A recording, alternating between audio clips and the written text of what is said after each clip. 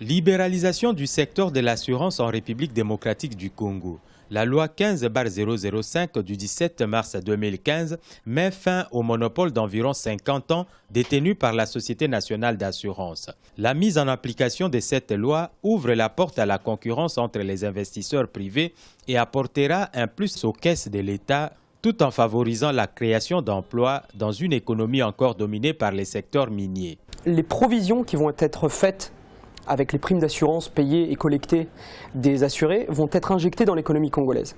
La libéralisation de ce marché va permettre de créer de l'emploi, puisqu'il va y avoir des nouveaux acteurs qui vont s'implanter au Congo, des assureurs notamment, donc ça va générer de l'emploi dans le domaine de l'assurance.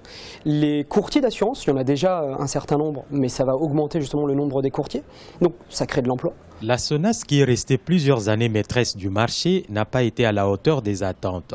La société a fait face aux diverses difficultés, le manque de financement, le non-paiement de factures par les clients, la mauvaise gestion, mais aussi l'absence de code de l'assurance. Il faut d'abord se poser la question pourquoi ce secteur n'a pas pu participer à l'éclosion de l'économie congolaise. C'est là où je reviens sur les textes.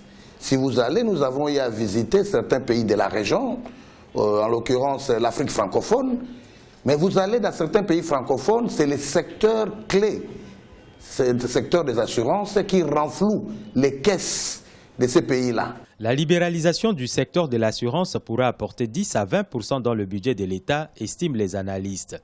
La loi 15/005 consacrant la libéralisation du secteur de l'assurance en RD Congo entrera en vigueur le 17 mars 2016, soit une année après sa promulgation.